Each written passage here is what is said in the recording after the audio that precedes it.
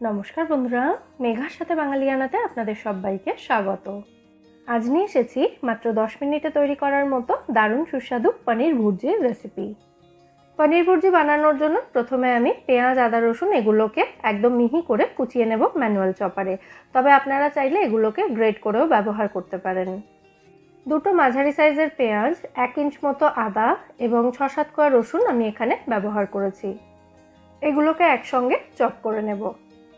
পেঁয়াজটা নর্মালি কুচিয়ে নিয়ে আদা রসুনটা আপনারা বেটেও ব্যবহার করতে পারেন। অনেকগুলো অপশন দিয়ে দিলাম। এদিকে আমার পেঁয়াজ, আদা, রসুন এগুলো কিন্তু মিহি করে কুচোনো হয়ে গেছে।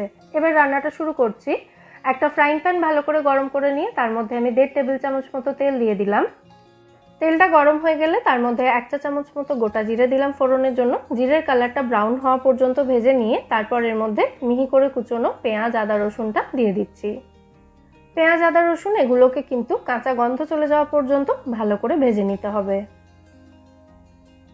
2 থেকে 3 মিনিট সময় নিয়ে মিডিয়াম ফ্লেমে রেখে পেঁয়াজ, আদা, রসুন এগুলোকে আমি ভালো করে ভেজে নিয়েছি। এখন দেখুন এগুলোর কালারটা একটু গোল্ডেন হয়ে গেছে। তো এবার আমি এর মধ্যে দিয়ে দিচ্ছি মিহি করে কুচোনো একটা মাঝারি সাইজের টমেটো এবং স্বাদ অনুযায়ী কাঁচা লঙ্কা। আবার সমস্ত উপকরণ ভালো করে মিশিয়ে নিয়ে তারপর এর মধ্যে দিয়ে দিচ্ছি স্বাদ অনুযায়ী নুন, 1/4 চা চামচ মতো হলুদ গুঁড়ো, 1 চা চামচ মতো কাশ্মীরি লঙ্কা গুঁড়ো দিয়ে দিলাম কালারের জন্য, 1/2 চা চামচ জিরে গুঁড়ো এবং 1/2 চা চামচ ধনে গুঁড়ো দিয়ে দিলাম। কাশ্মীরি লঙ্কা গুঁড়ো দেওয়াটা কিন্তু একেবারেই অপশনাল। আবার সমস্ত উপকরণ একসাথে ভালো করে মিশিয়ে নিচ্ছি। মশলাটা একটু শুকিয়ে এসেছে, সেই জন্য এর মধ্যে সামান্য একটু জল দিয়ে দিলাম 2-3 টেবিল চামচ মতো। তারপর সমস্ত উপকরণ মিশিয়ে নিয়ে ফ্রাইং প্যানটাকে ঢাকা দিয়ে এটাকে 2-3 মিনিট মতো লো ফ্লেমে রেখে কষিয়ে নিতে হবে। মশলাটা ভালো করে কষানো হয়ে গেলে এর মধ্যে দিয়ে দিতে হবে 1/2 চা চামচ মতো কিচেন কিং মশলা। কিচেন কিং মশলা যে কোনো বড় গ্রসারি স্টোর অথবা ডিপার্টমেন্টাল স্টোরে পেয়ে যাবেন। সাথে দিয়ে দিচ্ছি 1/2 চা চামচ মতো কাসাউরি মেথি আর সামান্য একটু মিষ্টি।